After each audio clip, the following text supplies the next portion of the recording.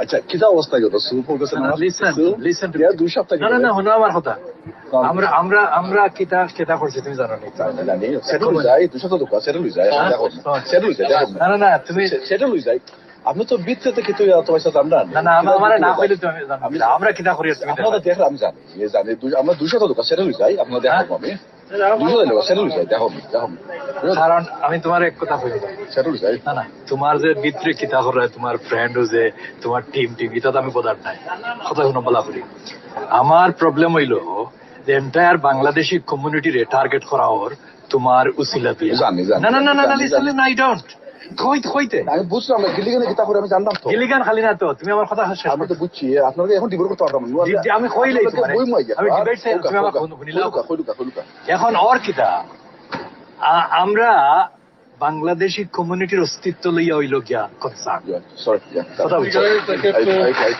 বুঝছি আপনাকে 200 টাকা বই বলে আমি সেটা লইছি আমি তো ভিতরে কমিউনিটি তো দায়িত্ব না রয়েছে আপনার ও ভিতরে তো যাই বুঝি যে অবস্থা অসুখ আপনার সময় তো মুতো আপনার কইলাম তো ডিবেট করে আপনি কিতা করে আমি তোমার কই আপনি আপনার 200 টাকা বইমু এখন তো পজিশন তো ঠিক রাখতে করে নিতে শয়তান করবা আপনি বুঝলা না তুমি তুমি ইকা 200 টাকা আপনারা বইমু ওই সেটা হইছে আমরা সোনা জিনিস সকল আপনি টু বি সাউথ সিটাম মতো আপনারা কইলাম তো আমরা জিনিস সকল আছে এগুলা দুটো করে আপনারা বলুন ওকে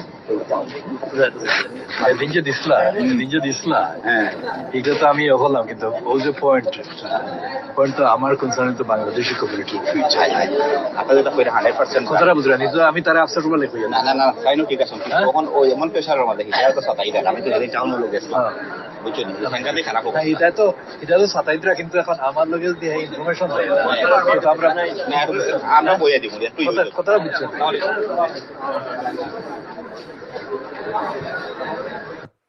Now that last voice is of somebody that I think still supports the mayor system. And that is the voice of the person who said to Luthur to sit down with me and listen to me. So that is the actual conversation that I had with Luthur Rahman, which is longer than I could remember without playing the tape. And it repeatedly he said that he would sit down with me after 2 weeks. Notice what he said. He said that he would sit down with me after 2 weeks. from that date. Now, that date being the 29th of October, 2010. Did he sit down with me? He didn't. And he said there that within the council, he didn't name anyone, but within the council, there were bad people. And in the Sylheti, word that he used was shaitan. Now, if that is the case, then why didn't he meet me? This is now what? 11 calendar years. And Lutfur Rahman never sat with me to discuss that. He did sit with me once on the 20th of September 2012, 2 years since that particular conversation.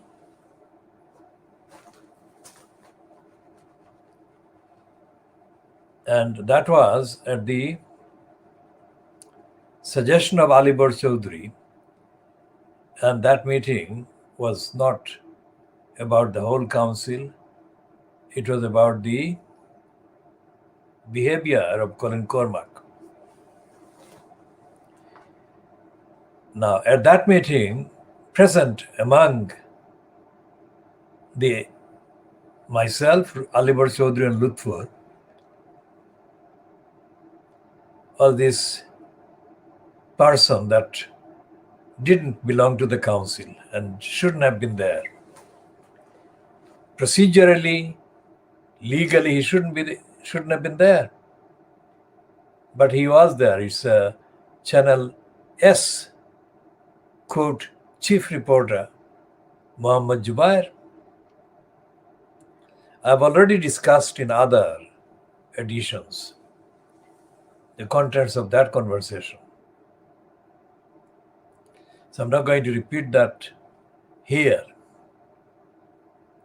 except to say that if Lutfur Rahman was telling the truth about the bad people whom he didn't name, then why didn't he keep his word?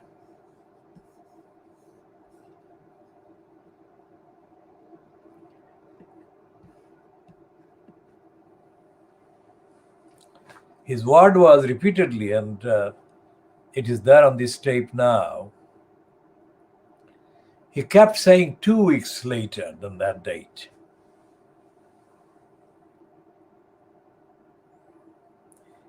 And for the entirety of the 6 calendar years that he was there, I gave him hundreds of opportunities.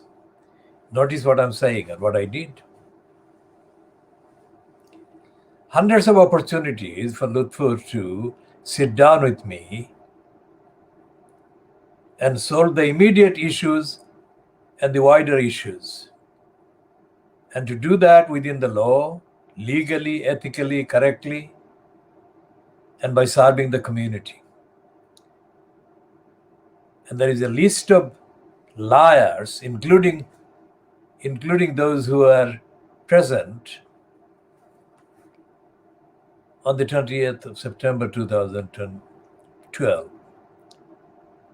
Every single one said to me something that I didn't need to hear, because it was quite obvious my standing on the record of my work didn't need any certification from anyone, including from Lutfur. But these liars kept telling me that in the Sylheti language, in the linguistic kind of format, they didn't mention his name, they would say he. And in the context, it meant Lutfur Rahman. They were referring to Lutfur Rahman. Every single one, including including Rania Khan and Ravina Khan, every single one throughout the 6 calendar years kept giving me their versions of how highly Lutfur Rahman regarded me. What was the point? I mean, what was the point of that statement being made to me? Now that he has been out of that post for 6 calendar years, I think it is possible to look at the persistent lies and to conclude that that was not one particular statement that he had made, showing his highest respect and regard for me. This must have been part of the tactic to keep lying to me while giving the facade that he had the highest regard for me.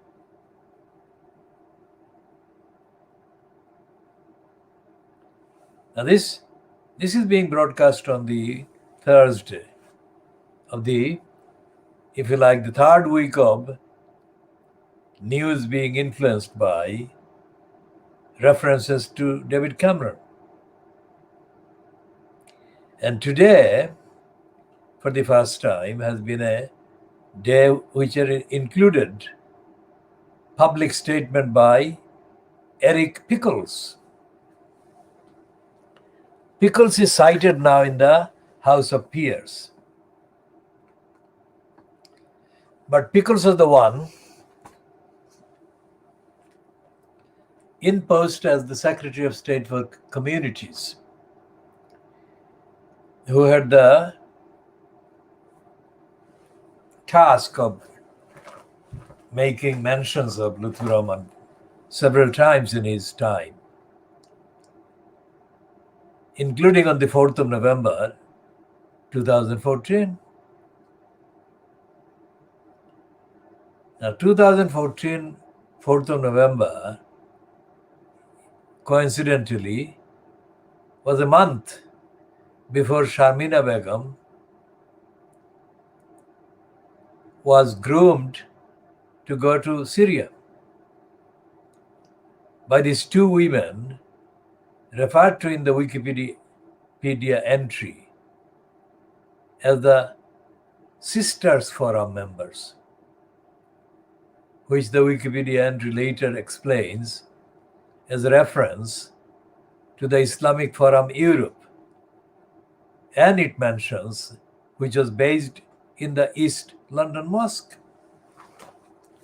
The Wikipedia entry does not say East London, the Muslim Center, the London Muslim Center, which is also situated in the same complex of buildings. And the reference to that brings back the conversation with Lutfur Rahman in Brick Lane, in which he said to me, he promised on the 29th of October 2010, 4 years before this Sharmina Begum went to Syria. He said, "You'd sit down with me 2 weeks from that date." If he had sat down with me with the willingness to talk about his being in that post in the council, I would have definitely covered what was going to happen. And I would have given him, as I gave him on the 20th of September 2012, detailed advice on the absolute necessity and need for him to comply with the law and apply the law and behave only in accordance with the law.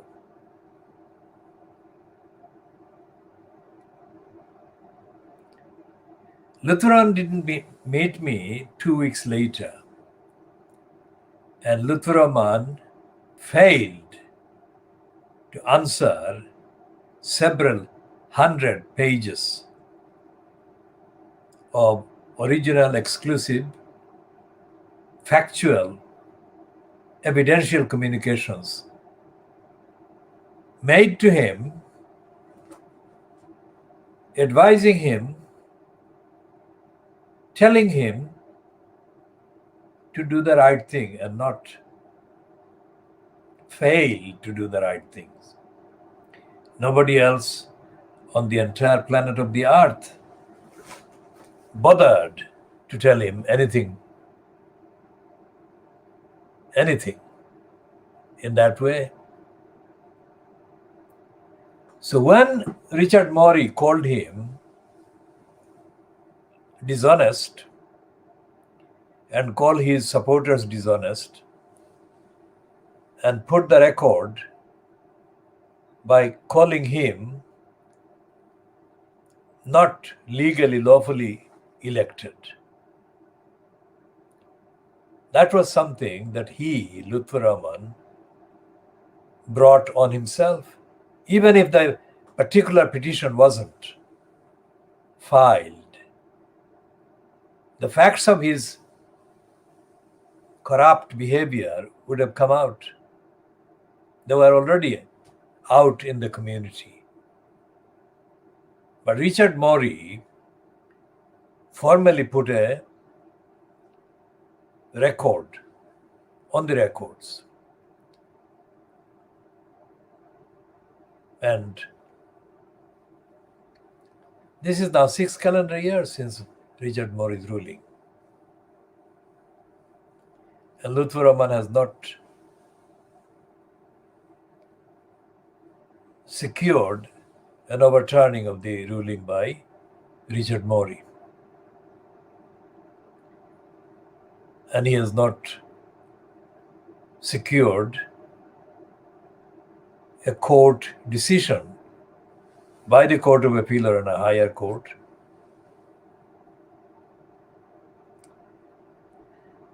that agrees with any suggestion that the Morey ruling was done by including errors in law or errors of law.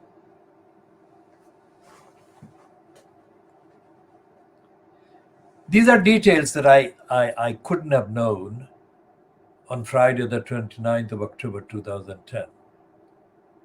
But these are details of the actual impact and the implication of his, Lutfur Rahman's, dishonest behavior when he refused to take advice from me, when I gave the specific advice to the effect that I was talking about the very existence of the Bangladeshi community. Now, who else said that to him? Nobody has said that. And why did I say that? Because I am the one who had created remember the first part today? I had created the profile of a dignified, law-abiding, moral, and ethically entitled idea of the Bangladeshi community in the East End of London and in the UK. Nobody else. So I knew how that profile could be damaged. And it could be damaged by abuse of power, abuse of position that Lutfur Rahman indulged in throughout the 5 calendar years.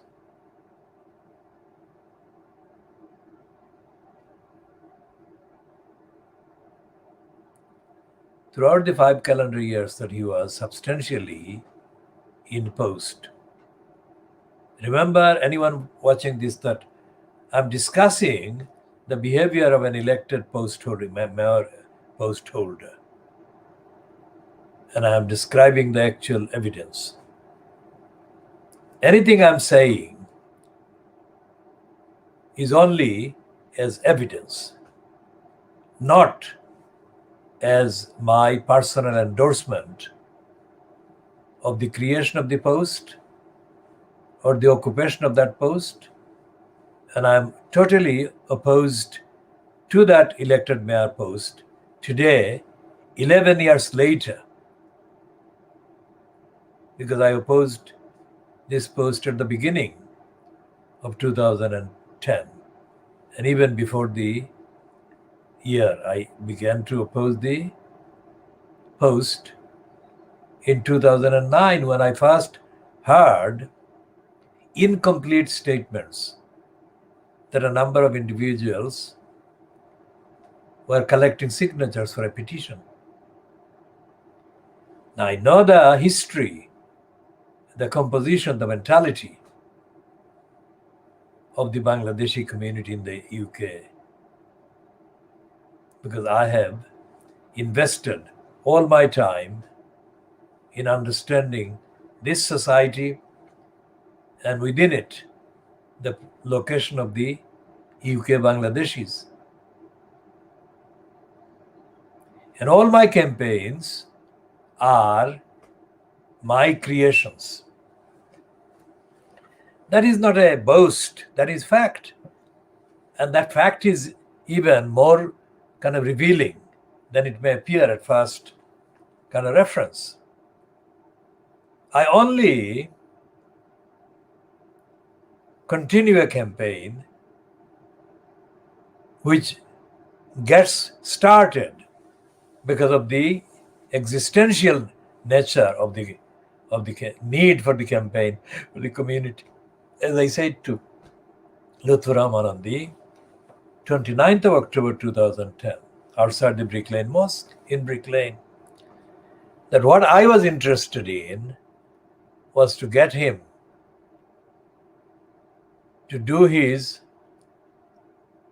work if he worked as incumbent in the mayor post that he had just been, quote, elected to, so that the future existence of the Bangladeshi community in the UK would not be jeopardized or hampered. That was my purpose then.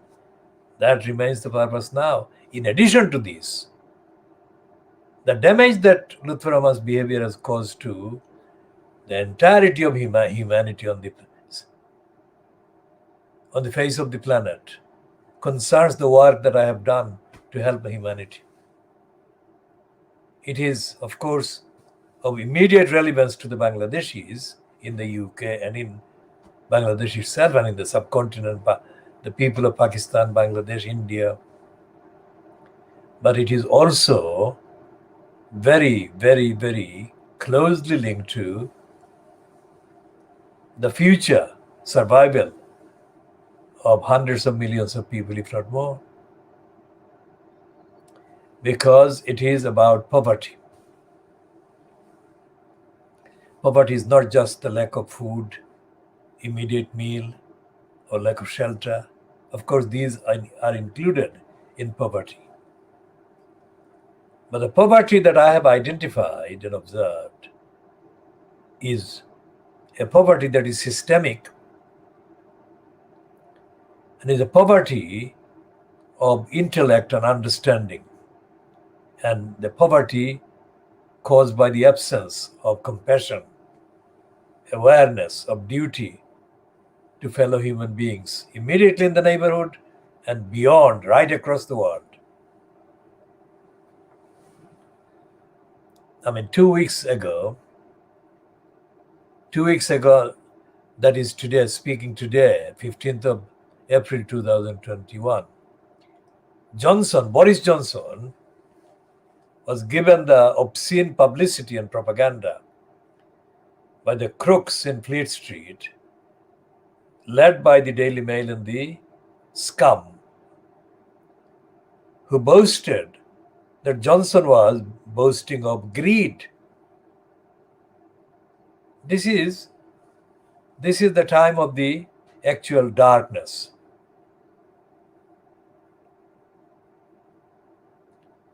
Because he could not get it worse. It could not get a worse word or phrase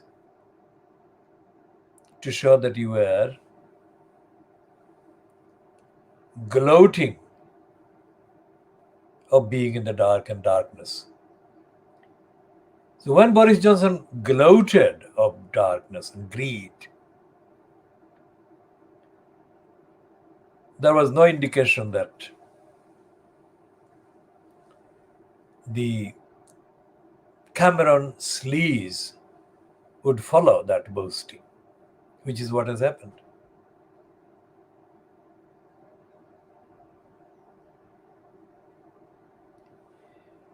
So against that kind of darkness, when we argue, for example, against racism and racist violence and racist denials, everyone who does that, arguing and advocating against racism, does that primarily, essentially, and consistently, and most powerfully and substantially on the basis of ethics and morality. We say that racists who attack the rights and who obstruct the physical presence of people they target for racist reasons, they do so because they are in the dark, that darkness, they inhabit darkness, and they lack compassion, and they lack education, they lack enlightenment. That is what we say. And that is and remains and will remain the biggest moral argument and weapon against wrongdoers and racists and people in the darkness. For example, when we refer to the fight against the racists who murdered Altawali and later in that year murdered Ishaq Ali in Haque, we said that they are violating the highest requirement of human relation and attitude and human behavior, which is to respect the rights and lives of the other people. That is a moral position. We didn't campaign for justice for Altawali and other victims of racist murders. We didn't campaign by saying, give us some money. We didn't say, give us some jobs.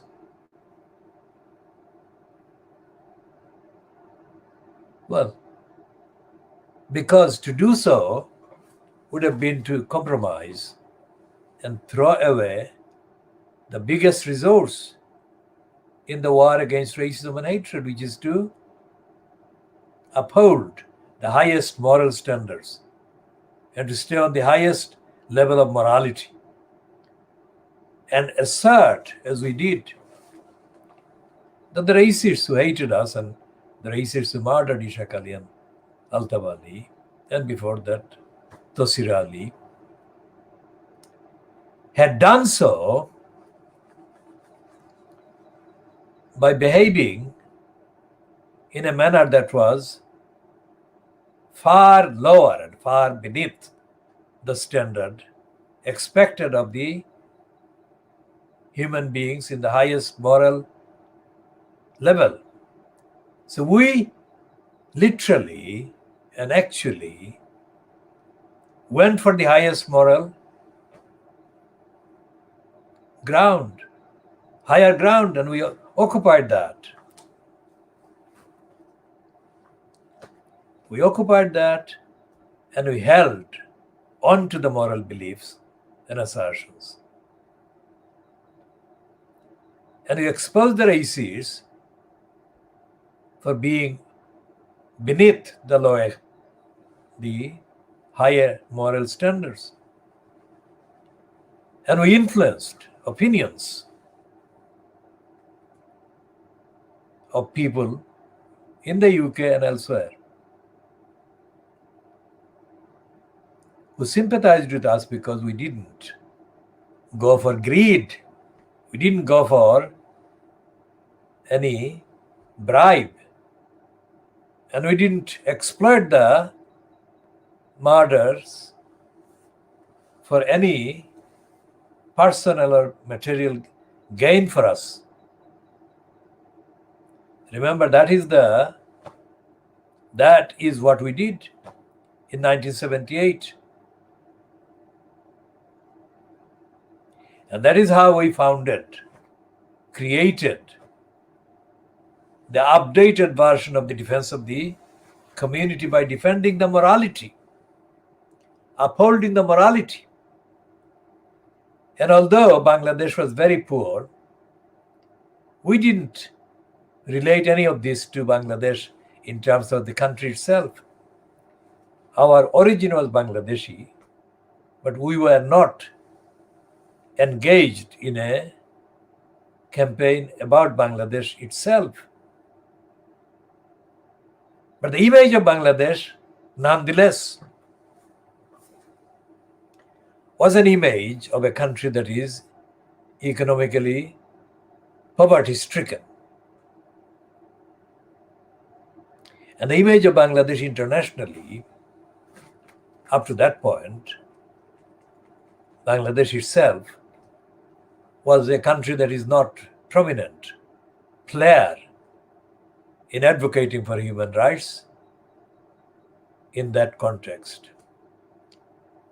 We separate that from the activities of 1971 when several Bangladeshis were actively seeking support. But that was just in the cause immediately addressing the attacks on the civilian people by the Pakistan army. Apart from that, Bangladesh didn't have any record of any Bangladeshi playing an international advocacy role for emancipation of the humanity on moral grounds, ethical grounds, or for justice against racist violence and attacks. We did that. And we did that without having any links with anyone in Bangladesh and without needing to have any links with anyone in Bangladesh. We created an autonomous, independent UK-Bangladeshi's image as being a community group, the community among the demography, the wider demography of the UK, that knows how to assert its moral rights and entitlements. That's what we did. Anyone who was there present during 1978 will be included if they communicate with us, remembering what they thought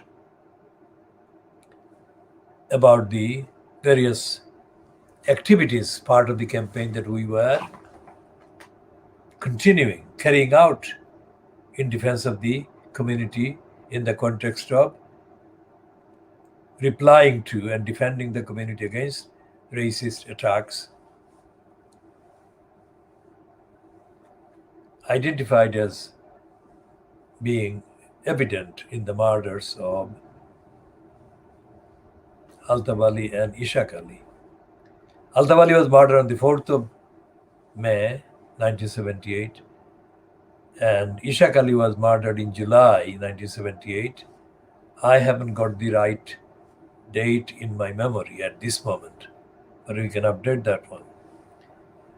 Altaf Ali was murdered in Tower Hamlets in Whitechapel, whereas Ishaq Ali was murdered in a street in Hackney. And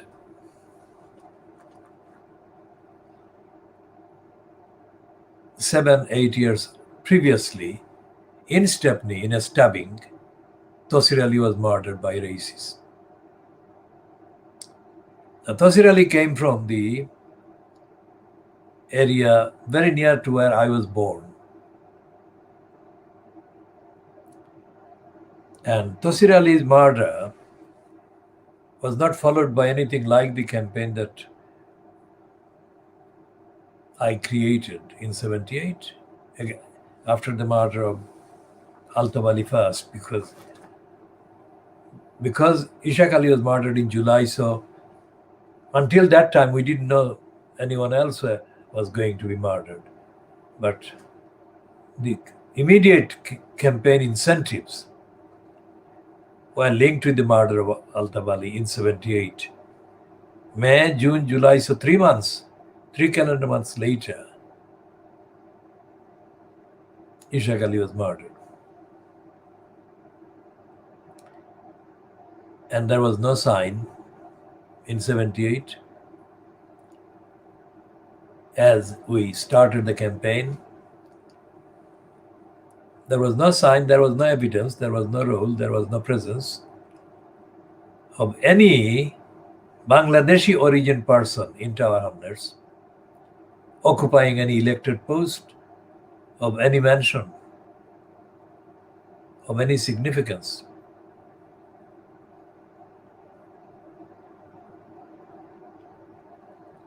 So we didn't have the support of the elected council. Think about this. And all my time I have given and I give with my time and resources, whatever time and whatever resources I have, to make up for the absence of a highly resourced organization. So what I do and what I have done is to be costed by comparison. For example, what would be the identity of the Bangladeshis in 1978 in the immediate aftermath of the murder by racists of Al-Tabali? If the organizers of various local kind of initiatives against racism, because there were smaller initiatives, because remember what was happening in 78, people were being spat at in Brick Lane area by racists, all of them white, but sometimes they were accompanied by anti-Asian elements in the Afro-Caribbean community. For example, the 2 murderers that murdered Al-Tabali, one was an Afro-Caribbean. And we shall discuss that further when we update on the Black Lives Matter. But essentially, the campaigns were done selflessly. The campaigns, various places, were not done selfishly. The only selfish people that could be identified who infiltrated the ordinary Bangladeshis in Brick Lane came from Hackney. And suffice to say that the comparison with the Tower Hamlets-based Bangladeshis as a community opposing racism by attending various small-scale events, including marches and rallies and meetings, the comparison could not be clearer, because the Hackney-based ones came mainly from the Indian or Sri Lankan background. And they began later to style themselves as Hackney Asian Association. Now remember what I'm saying? I'm saying that Lutfur Rahman disgraced the community whose image I had created as a morally high level one. And the only people that behave disgracefully and corruptly and damage the reputation of the general Asian community were the group that were responsible for the venture called Haque Asian Association. It doesn't exist anymore. And the reason why it doesn't exist anymore is because they were caught in serial thefts of grants that were procured by them from the JLC in 2-3 years later. Because the GLC had been, during 78, the GLC was controlled by the conservatives. But the conservatives lost the control of the GLC in May 1981. And the GLC leadership was changed by a coup staged by a gang of liars fronted by Ken Lying Still Livingstone in May 1981. I have been the most extensive witness and commentator against that criminality. And because I witnessed firsthand the criminal behavior of the cabal fronted by Ken Lying Still Livingstone, I rejected and continue to reject all his claims that he was a socialist. The definition of socialist is not the same as the definition of a criminal. But these socialists, so-called, were behaving like a gang of thugs and criminals. One of the criminals, when confronted by me on the ground floor of the county hall, the location of the Greater London Council, when confronted by me that the money that was being allocated to certain cultural group in Tower Hamlets was actually being abused by the recipient, who was using the money for something other than the project that they were claiming the money for. I said that as part of the work that I do, I always point out this kind of abuse. Part of my modus operandi, part of my work throughout. And this criminal, when he couldn't answer my criticism, he threatened physical violence. Now, why would anyone threaten physical violence against somebody who was bringing the essential legal duties to their attention? Unless he, that criminal who was threatening me, was doing some dodgy activities in addition to and besides that particular criminal grant allocated to this particular applicant.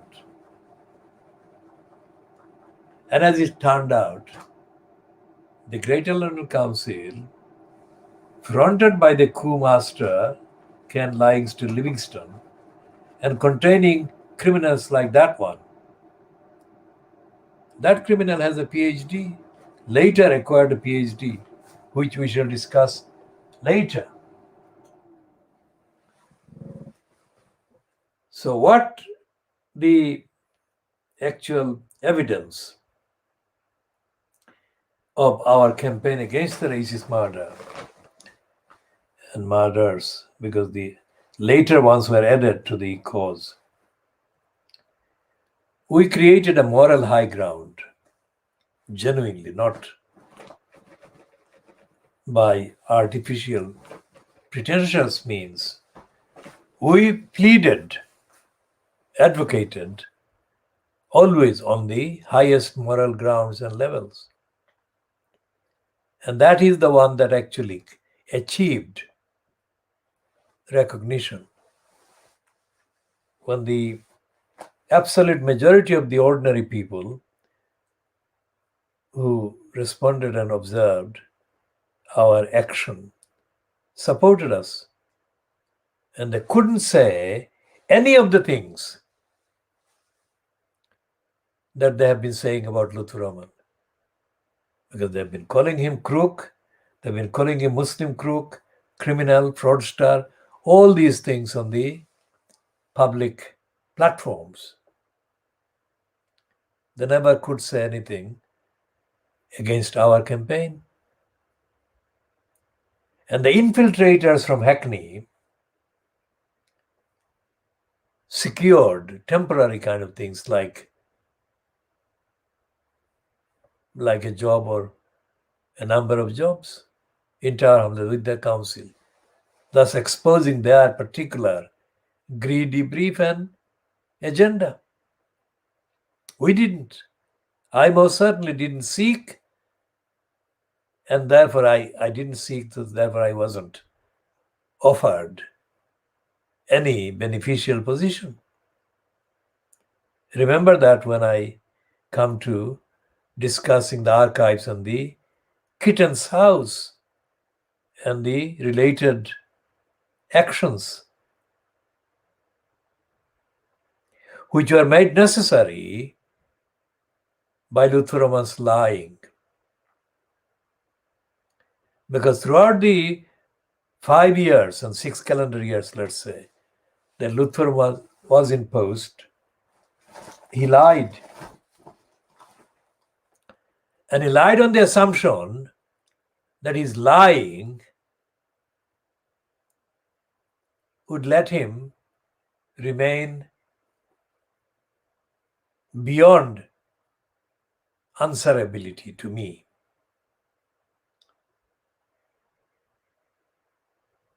Because he was lying because he thought that he was beyond accountability, answerability. He must have seen me as one member of the community, while he must have thought that he had hundreds of supporters in the community. What he failed to understand is the difference between the moral height that I represent and the pits of immorality and criminality that is hundreds of his so-called supporters exist in. For example, in April, this is April 2021, so April 2018, just a month before the council elections in 2018, Lutfur Rahman organized a gathering of people at a location in the Bethnal Green or Bow area. I went to that one only, not to any of the others, just for evidence.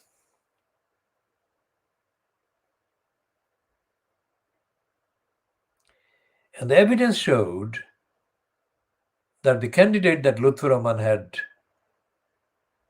kind of been campaigning for mayor, Ohid Ahmad,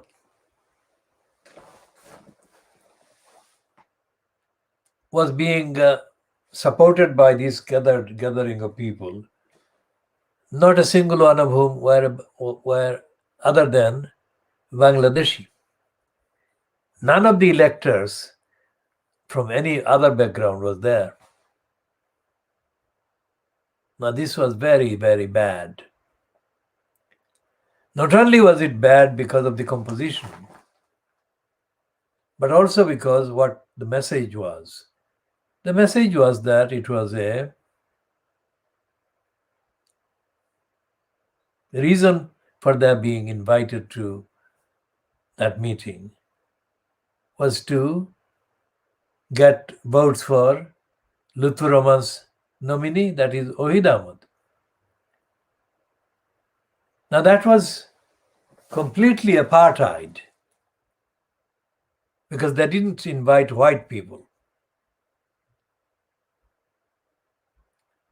It wasn't supposed to be like an apartheid in that way.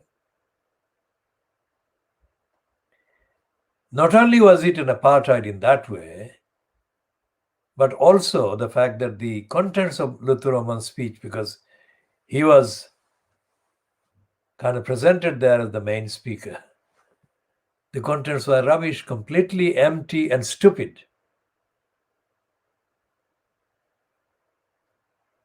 They didn't refer to democracy, and that didn't refer to racism, that didn't refer to discrimination, that didn't refer to human rights, that didn't refer to corruption, criminality. It was an empty speech that typified Luther Roman. He was empty, absolutely empty.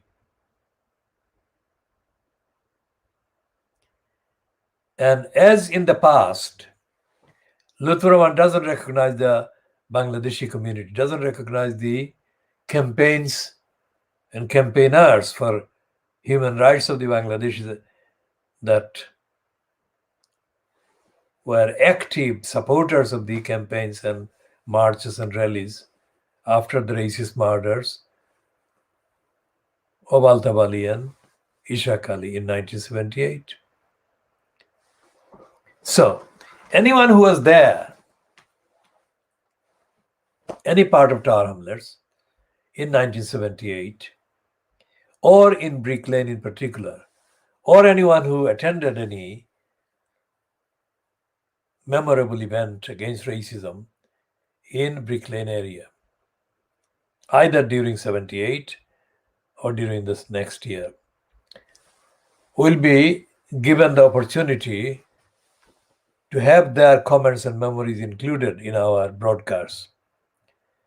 So they can contact us by direct messaging through Twitter. What they have to do is to go to the Twitter accounts and become follower of the Twitter account on the Khoodeelaar account on Twitter. So twitter.com/Khoodeelaar. Khoodeelaar is spelled there on the bottom of my image, underneath my image, the first line. Khoodeelaar, not the TB section. That the two letters TB should not be there, just Khoodeelaar. And send the details. Initially, not more than 100 words. If necessary, we shall contact them and elaborate on them. Essentially, the gains of the campaigns, not just the campaign against racism about Altaf Ali, but the other campaign that had to be formed after the murders or murderous attack on Watir Ali and his uncle, Ismat Ali, in 1989.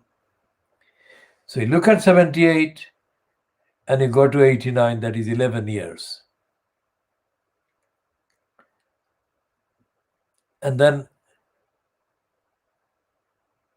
another 20 years later. So near 30 years, 31 years later, Luther Roman surfaces as the candidate for mayor. In those 30 years, the community that was in existence in 1978 had been significantly changed because in the 1990 election, council election, the first time Bangladeshi councillors became elected. One or two exceptions like Ashiq Ali and Nurul Haq and Abbas Uddin alias Halal didn't make any difference. The real difference came when the Bangladeshis in large numbers became councillors at the May 1990 election. Because that showed the elected political presence of such a number of Bangladeshis. So that was an acknowledgement of the positive politics that we had created in the Bara. Now, the extent of the failure of that group is slightly different, because that was the foundation in terms of electoral politics, of access.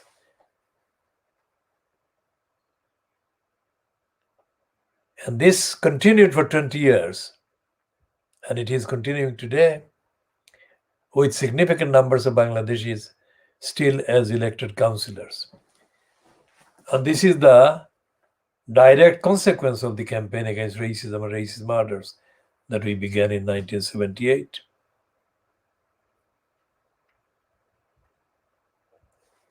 Now the question is, how many of those have damaged the reputation of the Bangladeshi community as badly as Lutfur Rahman has done? The answer is that because the amount of power that is given to the incumbent as mayor, the damage they do and they have caused is of course greater than the damage done by individual councillors, including the 4 or 5 councillors that have been found guilty of housing fraud. Now, guilty of housing fraud and similar fraud and corruption is a complicated issue. We shall discuss that. But before we discuss any of that, the role of Lutfur Rahman in creating, perpetuating unaccountable and corrupt administration is undeniably most damaging, more damaging than that caused by any other single wrongdoing Bangladeshi councillor.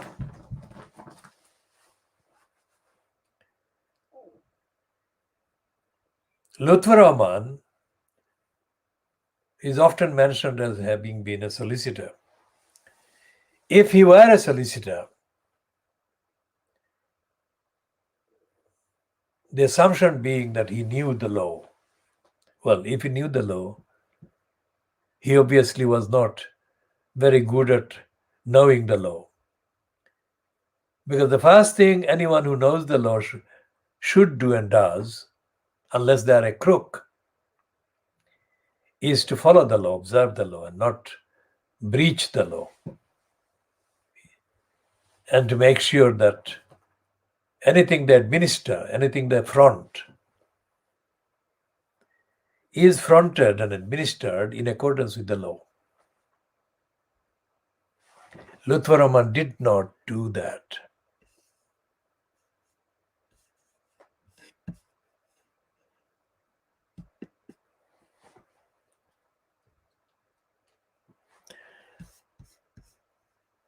The entire team called the legal section or legal Inter-Armed Council was behaving illegally, and it is still behaving illegally, unlawfully. And Lutfur Rahman never mentioned anything about them behaving illegally or unlawfully. One reason being that he was abusing the resources of the legal section in the council for his illegal purposes.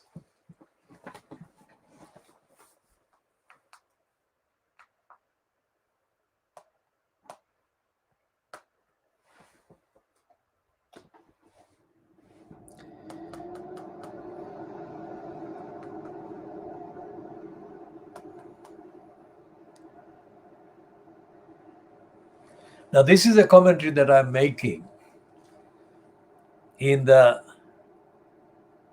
knowledge that there is going to be an election, a vote on the future of the mayor post. And I'm doing this to share these exclusive insights, knowledge, and facts with all those who are campaigning to end the mayor post in Tower Hamlets. So I'm helping them. They would never get this information from any other source, anywhere, ever. I'm making this available to them and to anyone else who support the same principles and is campaigning to vote no for the mayor. Now here is the piece that how they apply, what criteria is raised. Pickles has made the comments about corruption. What these arrangements are, how they apply, what criteria is raised, what checks are raised, what conditions are made on an agreement to do so. About lobby. If Mr. Cruz had decided, he wanted to have a milk round or something, I don't think we'd be terribly worried. But his particular position in terms of running procurement and working for a commercial organisation is something that does require a full and frank and transparent explanation. I think the wider public are entitled to know. So that is the kind of comments. Even somebody like Eric Pickles, who is a conservative and who has made a peer, probably with the approval of Cameron himself, is condemning the current state. Now, it's the kind of immorality that exceeds the level of tolerance in public life that causes the kind of outrage which has been caused now by the behavior of David Cameron, sleazy, corrupt behavior. So they belong to the same party, same ideology in terms of the majority of the issues and policies. But even they have to come out and condemn behavior that is unacceptable.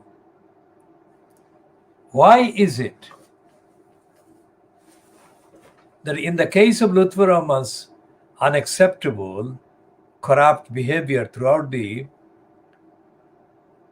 years that he was in post, no, none of these so-called ethnicity-linked outlets, none of the so-called ethnicity-linked so-called journalists, including that person whose voice is on the record at the beginning of this tape, as agreeing with me and asking Lutfur Rahman to sit down with me as I was asking Lutfur Rahman to sit down with me. Only I have been vocal and consistent. Nobody else. How is that? That is proof of the fact that when it comes to creating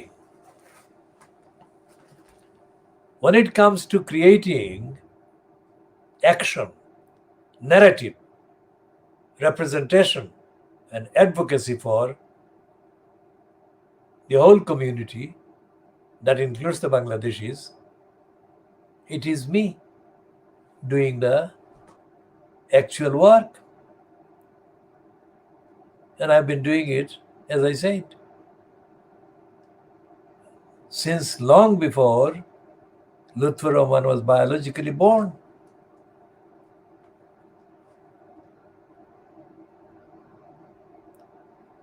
So this is the time that the Bangladeshis in Tower Hamlets, in particular, all the Bangladeshis in Newham, have got the opportunity on the same day to vote against the elected mayor system. But in the case of Tower Hamlets, this is the moment. Because if they don't get rid of the mayor system, now they will never get rid of it. And the prospect of Bangladeshis losing the democratic voice on the council will reduce until it disappears. I've said, and I do mean that, anyone who claims to be following the example of the Prophet of Islam, peace be on him,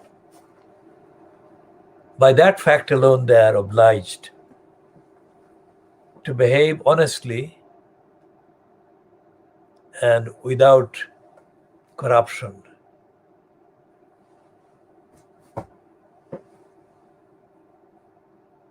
Anyone who mentions the name of the Prophet of Islam, peace be on him, is obliged to behave only honestly.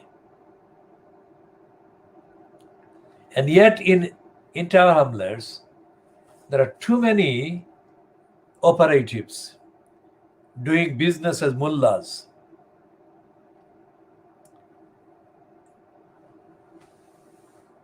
undeniably connected with one mosque in the borough or another, because they do their business by connecting themselves with the mosques. All of them that I have spoken to or have observed remain silent about the corruption perpetrated by the Lutfur Rahman mayor regime in Tower Hamlets Council. Corruption, criminality, lying, fraudulence, abuse of money, abuse of the council's resources. And none of these, corruption and criminality and misuse and waste of money of the council and resources of the council, has been disowned by a single member of Lutfur Rahman's so-called cabinet, most of whom currently remain unelectable again, even as councillors. As has been proven in May 2018, when they all stood, or many of them stood, and most of them failed to get in. So that shows that the community in Tower Hamlets, whatever the driving kind of electoral force during the election, the community in Tower Hamlets generally, at least as evident in the behavior in the result of the 2018 council elections, the community in Tower Hamlets is not convinced that Lutfur Rahman should be supported.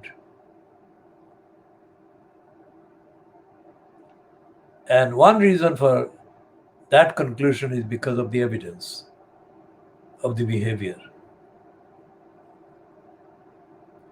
When people vote, many of them vote because of friendship with some other people who are voting in the same way. But most of the people who vote do vote when they are convinced, whatever the reason, whether it's genuinely convinced by genuine persuasive argument and evidence, or by a falsehood paraded as the truth. There is a core driving force that drives and prompts people to vote. Among the Bangladeshis, there is a degree of loyalty to other Bangladeshis who stand for public office.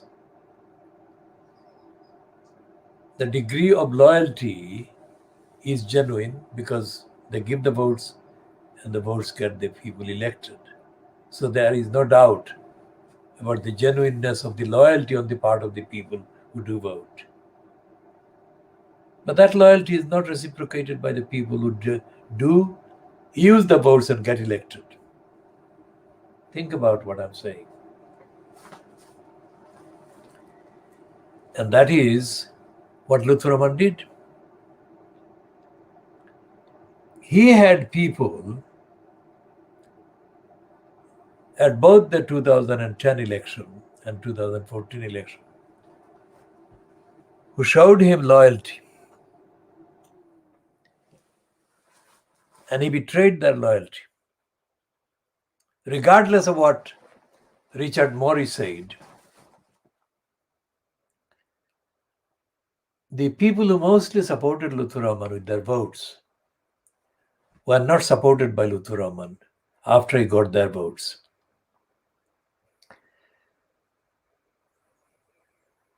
Now, I knew that would be happening. And that is why I wanted Lutfur Rahman to get his priorities and his behavior right. He didn't. At every stage, Lutfur Rahman lied. He didn't do that for the benefit of the Bangladeshis. Contrary to the lying racist John Biggs' assertion in September 2013 that Lutfur Rahman was allocating a disproportionate amount of Tar Hamlets Council's resources to benefit the Bangladeshis. That was absolute lie. What Lutfur Rahman did, whatever he did, was by keeping an eye on the most likely sources that would vote for him, whatever it took. But time after time, Lutfur Rahman abused the Bangladeshi community, holding several strategically timed feasts or meals at the Water Lily Center or similar. Now, when he invited those people to the Water Lily Center, anyone who was there could see that at the entrance, and the maiden entrance to the Water Lily, there were 2 rows of people, mainly young women, sitting behind desks. And the desks contained the electoral register. That is what happened. So it wasn't something that I'm hypothesizing or speculating on. It actually did happen. People were invited to attend the meeting or the meal by them being contacted based on the entries on the electoral register.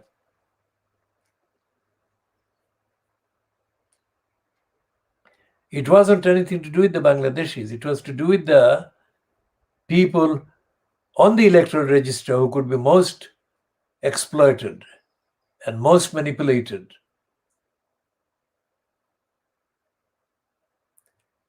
Now, this kind of thing happened before the 2014 election, but this didn't get examined during the hearing of the petition against Lutfur Rahman's election of the 22nd of May 2014.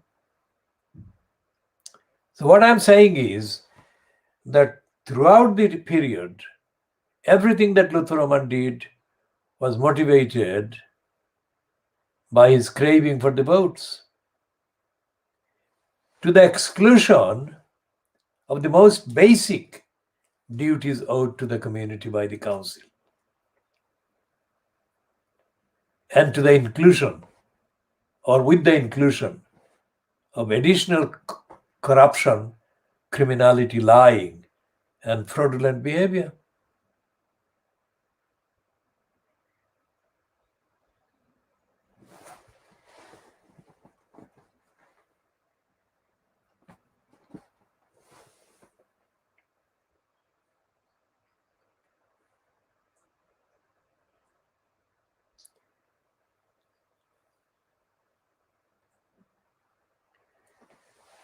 Lutfur Rahman lied about the proper use of the time and resources of Isabella Freeman. Lutfur Rahman lied when he asked Aman Dalby to speak to me because Luthman lied knowing that he was just kind of giving me the impression that he was genuine and asking Aman Dalby to do the necessary.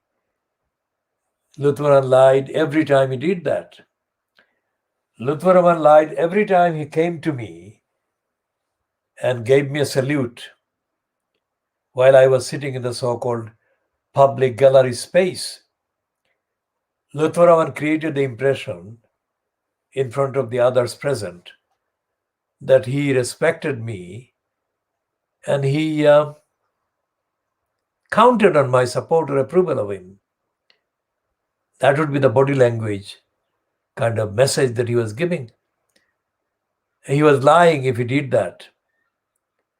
And he lied because every time he spoke to me in that space, he made a false promise. And that promise was being continued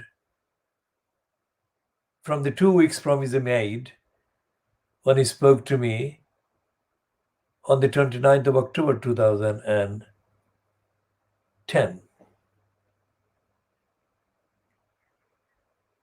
Lutfur Rahman lied in front of Colin Cormack and in front of me and in front of Alibor Chaudhry. Lutfur Rahman lied in front of Muhammad Jubair, Khalam Chaudhry, also known as Abu Tahir, and Lutfur Rahman lied every other time, including on the 6th of May 2010 when the first referendum was held about the question whether to have a elected mayor post in Tower Hamlets or not. Lutfur Rahman was lying when he crossed the road away from the side where I was standing in the Balance Road area. I crossed the road and stopped him. And I told the minicab driver who was driving me on that election day to witness what I was doing. So I asked Lutfur to resign from the post of leader of the Townless Labour Group at that date, because the Labour Group to me was saying that they opposed the elected mayor system and he didn't. And if he opposed the policy of the group, then he did not represent the group and he should resign. So Lutfur Rahman lied to me every time I spoke to him. And it matters because by lying, Lutfur Rahman is complicit, if not the main leader of the attacks on the Kitten's house. And that, the impact of that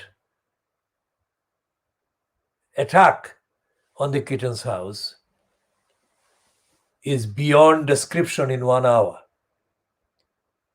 So we shall describe in the appropriate edition what damage Lutfur Rahman has done to humanity. It's not just one council or one council post.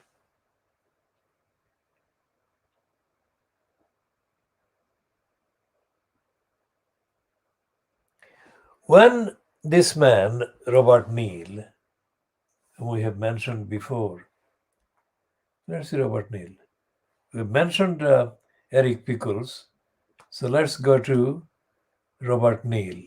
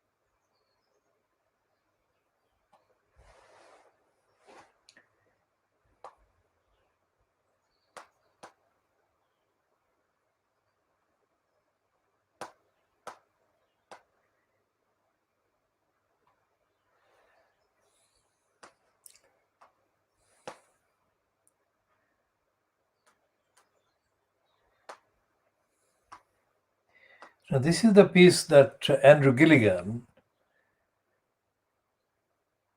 posted in January, on 23rd of January 2013.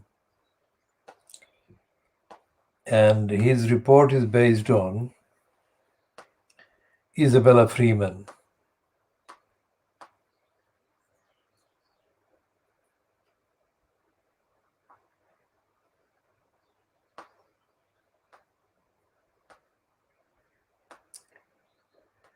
And Isabella Freeman was accused by Robert Neal in January 2013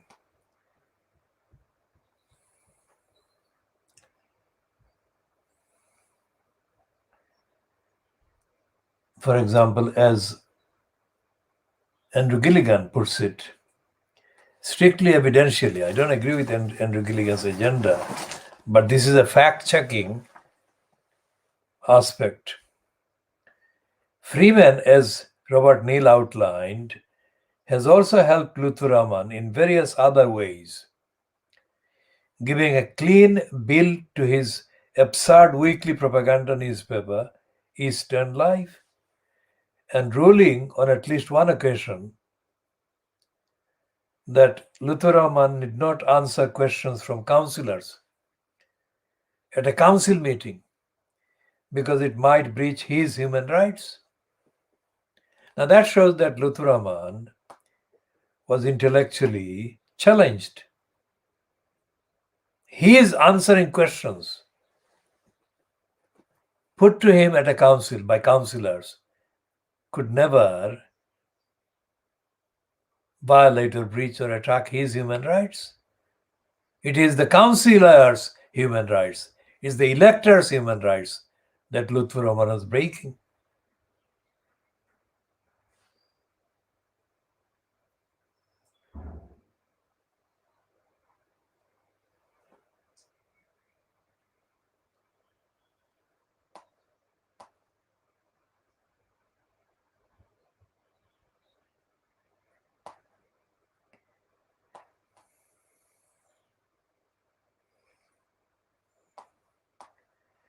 And there are other details that we can go back to. We can go to the Hansard of, let's say, January 2013 and find the full speeches. Essentially, Lutfur Rahman was breaking the law by asking the head of the monitoring for the council to break the law for him. And as the Andrew Gilligan report says, Lutfur Rahman lied against Peter Golds and against the leader of the labor group at the time, who were harassed by Isabella Freeman by abusing her post as the Town Hamlets Council's monitoring officer, and solely to help Lutfur Rahman maintain his criminally negligent denial of his duties owed to the council, owed to the community, owed to the electors, owed to the public, as the incumbent in the post of elected mayor. He was not a thug in post to commission thuggery by Isabella Freeman, which is what she engaged in on his behalf. These are all facts.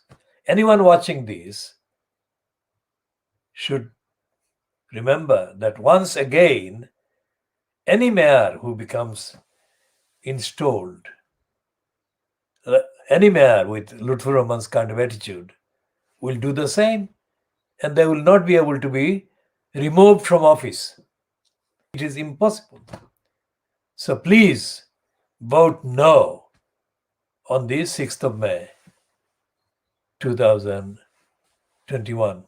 And if anything that is contained in this broadcast, if any of you think that it needs correcting factually, then you can send a direct message by Twitter, pointing out exactly what the aspect or content is that you think needs correcting. Otherwise, everything said there is correct, factually, fact-checked, ethically, legally, and morally. And the first thing we must do after 11 years of complete denial of democracy and the further corruption of the Armed Council is to get rid of this corrupting post, elected mayor. And let's give the elected, theoretically, let's give the elected councillors the basic democratic right to speak and speak on behalf of and represent their electors and electorate and constituents and the wider community. We shall be continuing.